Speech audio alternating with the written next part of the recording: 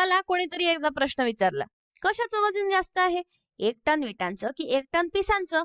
जेव्हा मी हे पहिल्यांदा ऐकलं तेव्हा मला वाटलं की अर्थातच विटांचं वजन पिसांपेक्षा जास्त असलं पाहिजे आणि हे अगदी स्पष्ट आहे. पण थांबा, काय? मला विचारलं की कशाचं वजन जास्त आहे, 1 टन पिसांचं की 1 टन विटांचं? दोन्हीही 1 टन असल्यामुळे दोन्हीचे वजन सारखे असले पाहिजे. पण हे थोडं विचित्र वाटतंय. माझा मेंदू मला सांगतो आहे की विटांचं वजन पिसांपेक्षा जास्त असायला हवं. असं का बरं? कारण जेव्हा मी हा प्रश्न ऐकते तेव्हा मी 1 टन या भागाकडे पूर्णपणे दुर्लक्ष करते आणि मी त्यांचं आकारमान किंवा व्हॉल्यूम समान आहे असा विचार करते. त्यामुळे अर्थातच विटांचं वजन पिसांपेक्षा जास्त असलं पाहिजे. पण प्रश्नात तर 1 टन विटा आणि 1 टन पिस असं विचारलं होतं. चला तर बघूया ते कसे दिसतील. तुम्ही जर 1 टन विटा घेतल्या तर त्या घरातल्या एखाद्या रेफ्रिजरेटर एवढ्या किंवा फ्रीज एवढ्या होतील आणि तेवढी जागा व्यापतील. पण जर तुम्ही 1 टन पिस घेतली तर तुम्हाला एका लहान घरा एवढी जागा लागेल. आहे की नाही मजेशीर?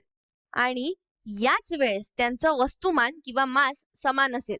त्यामुळे हे खूप विचित्र आहे आणि आपण सहसा असा विचार करत नाही आणि म्हणूनच आपण या प्रश्नामध्ये टन या भागाकडे संपूर्ण दुर्लक्ष करतो आणि आपण उपजतपणे असं गृहीत धरतो की त्यांचं आकारमान समान आहे आणि म्हणून आपण असा निष्कर्ष काढतो की विटांचं वजन पिसांपेक्षा जास्त भरेल.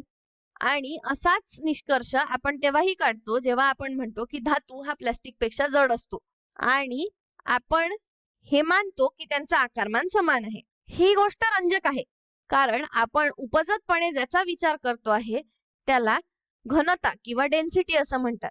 तर घनता म्हणजे काय? तर दिलेल्या आकारमानात किती वस्तुमान सामावलेलं आहे याचं मोजमाप म्हणजे घनता होय. आता आपण एखादं ठोस उदाहरण घेतलं तर ही गोष्ट आपल्याला अधिक चांगल्या प्रकारे समजेल. आता आपण प्रथम एककांचा किंवा युनिट्सचा विचार करूया. वस्तुमानासाठी आपण ग्रॅम किंवा किलोग्रॅम ही एकके वापरू शकतो. तर आकारमानासाठी आपण घन सेंटीमीटर किंवा घन मीटर वापरू शकतो. तर आपण इथे घन सेंटीमीटर वापरूया आणि ग्रॅम वापरूया. तर आता आपण 1 घन सेंटीमीटर विटा घेऊया आणि 1 घन सेंटीमीटर पिस घेऊया.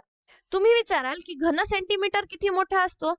तर लांबी, रुंदी आणि उंची प्रत्येकी 1 सेंटीमीटर असलेला एक ठोकळा एक घन विचारात घ्या तर त्याचा आकारमान 1 घन सेंटीमीटर असेल आणि हे खूपच लहान आकारमान आहे.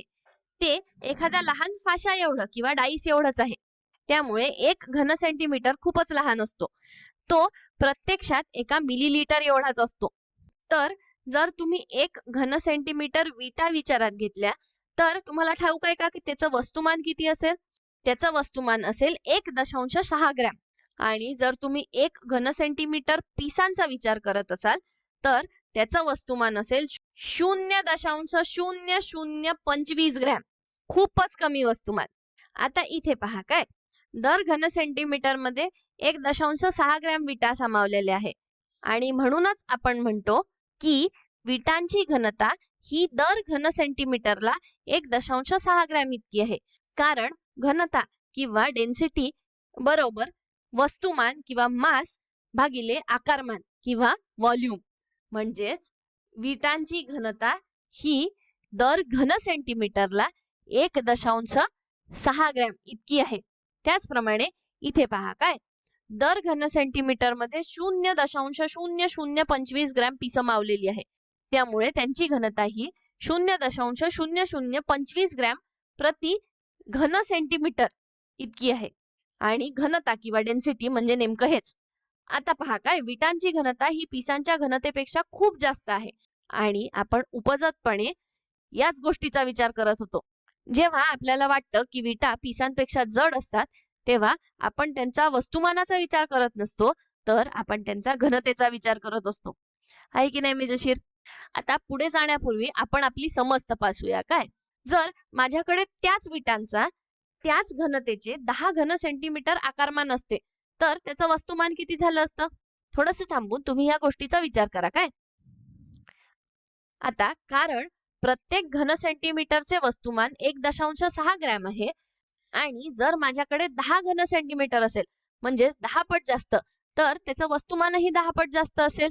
म्हणूनच 10 गुणिले 1.6 म्हणजेच 16 ग्रॅम इतकं होईल. आता जर माझ्याकडे उदाहरणार्थ 100 घन सेंटीमीटर विटा असतील म्हणजेच त्याचं वस्तुमान 100 पटीने जास्त झालं म्हणजेच 160 ग्रॅम इतकं झालं.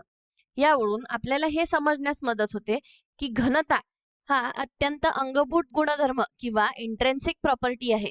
म्हणजेच घनता पदार्थाच्या प्रमाणावर अवलंबून नसते. माझ्याकडे किती विटा आहे किंवा विटा किती मोठ्या आहे याने काहीही फरक पडत नाही, घनता सारखीच राहील. दुसरीकडे वस्तुमान हा एक बाह्य गुणधर्म आहे किंवा एक्स्ट्रेन्सिक प्रॉपर्टी आहे. तो पदार्थाच्या प्रमाणावर अवलंबून असतो. पहा, जितका जास्त पदार्थ तितके वस्तुमान जास्त. आकारमान सुद्धा पदार्थाच्या प्रमाणावर अवलंबून असतं. जास्त पदार्थ जास्त आकारमान. पण घनता जी आकारमानानुसार असणारे वस्तुमान आहे ती तुमच्याकडे किती पदार्थ आहे यावर अवलंबून नसते, तर तो त्या पदार्थाचा एक अंगभूत गुणधर्म आहे. चला तर आपण आता घनतेचे काही मूल्य बघूया. काय इथे काही सामान्य पदार्थांचे घनता मूल्य लिहिलेले आहे. तुम्ही पाहू शकता की वायूंची घनता ही खूपच कमी असते आणि धातूंची घनता ही जास्त असते.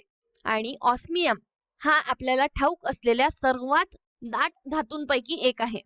पण याचीच तुलना जर आपण ॲल्युमिनियमशी केली, जो सुद्धा एक धातू आहे, तर त्याची घनता खूप कमी आहे आणि म्हणूनच तो बांधकाम साहित्यात वापरला जातो, कारण तुम्ही त्यापासून हलक्या वस्तू बनवू शकता.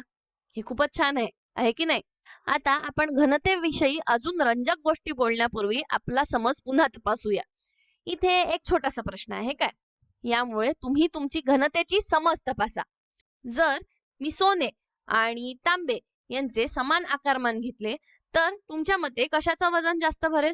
थोडंसं थांबून यावर विचार करा. काय आता तुम्हाला ठाऊक आहे की सोन्याची घनता ही तांब्याच्या तुलनेत जास्त आहे, जसं तुम्ही इथे बघू शकता. त्यामुळे तांब्याच्या तुलनेत दिलेल्या आकारमानात सोन्यामध्ये अधिक वस्तुमान सामावलेलं असेल, ज्याचा अर्थ असा की समान आकारमानासाठी सोने हे तांब्यापेक्षा जड असलेच पाहिजे. ठीक आहे, दुसरा प्रश्न थोडा कठीण आहे. काय माझ्याकडे ॲल्युमिनियम, तांबे आणि सोने हे 3 पदार्थ आहे आणि यावेळेस माझ्याकडे पुन्हा समान वस्तुमान आहे. तर या तिन्ही पैकी सर्वात मोठा आकार कोणाचा असेल? थोडासा थांबा आणि प्रयत्न करा. काय आता समजा वस्तुमान 100 ग्रॅम आहे. ठीक आहे, तर या तिन्ही मध्ये ॲल्युमिनियमची घनता सगळ्यात कमी आहे, म्हणजेच दिलेल्या आकारमानात सर्वात कमी वस्तुमान सामावलेलं आहे. त्यामुळे 100 ग्रॅम वस्तुमान भरण्यासाठी खूपच जास्त ॲल्युमिनियम लागेल आणि म्हणूनच जर त्याचे वस्तुमान समान करायचे असेल तर ॲल्युमिनियम सगळ्यात मोठा असणं आवश्यक आहे. त्यानंतर तांबा येईल आणि त्यानंतर सोनं येईल.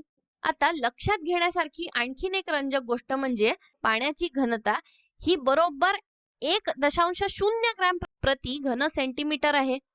हा काही योगायोग आहे का? तर नाही. आपण 1 ग्रॅमची व्याख्याच अशी केलेली आहे. आपण 1 ग्रॅमची व्याख्या 1 घन सेंटीमीटर पाण्याचे वस्तुमान अशी करतो आणि म्हणूनच पाण्याची घनता ही 1.0 ग्रॅम प्रति घन सेंटीमीटर आहे. आणि वस्तू बुडेल की तरंगेल याचा अंदाज लावण्यासाठी हे खूपच उपयुक्त ठरते. ज्या वस्तूची घनता पाण्यापेक्षा कमी असते ते तरंगतात आणि ज्या पदार्थाची घनता पाण्यापेक्षा जास्त असते ते बुडतात. आणि म्हणूनच जर तुम्ही एखादा मोठा लाकडाचा तुकडा घेतला, समजा ओकच्या लाकडाचा, तर कारण त्याची घनता पाण्यापेक्षा कमी असते त्यामुळे ते तरंगेल. पण तेच जर तुम्ही एखादा छोटासा लोखंडाचा खिळा जरी घेतला तरीही त्याची घनता पाण्यापेक्षा जास्त असल्यामुळे तो खिळा बुडणार आहे. आता शेवटी विश्वातली सगळ्यात दाट वस्तू कोणती आहे याचा अंदाज लावा. तर त्या असतात न्यूट्रॉन तारा किंवा न्यूट्रॉन स्टार नावाच्या गोष्टी आणि याची घनता असते एवढी जास्त. अगदी बरोबर. जर तुम्ही न्यूट्रॉन ताऱ्याचा 1 घन सेंटीमीटर भाग घेतला जो पुन्हा एवढूशा फाशा एवढा न्यूट्रॉन तारा असेल तर त्याचे वस्तुमान सुमारे 900 अब्ज किलोग्रॅम इतकं असेल. तुम्ही याची कल्पना करू शकता का? आणि ते असेल सुमारे माउंट एव्हरेस्टच्या वस्तुमाना इतके. म्हणजेच एका लहान फाशा एवढ्या न्यूट्रॉन ताऱ्याचे वस्तुमान एवढे जास्त असेल. बापरे. आता छोटासा सारांश घेऊया. काय घनता म्हणजे दिलेल्या आकारमानात किती वस्तुमान सामावलेले आहे आणि ते ग्रॅम प्रति घन सेंटीमीटर किंवा किलोग्रॅम प्रति घन मीटर अशा सारख्या एककांमध्ये मोजले जाऊ शकते. पण महत्वाचं हे आहे की घनता ही पदार्थाचा एक अंगभूत गुणधर्म आहे किंवा इंट्रेन्सिक प्रॉपर्टी आहे आणि तुमच्याकडे किती पदार्थ आहे यावर घनता अवलंबून नसते. आहे की नाही मजेशीर? या व्हिडिओसाठी इतकंच. धन्यवाद.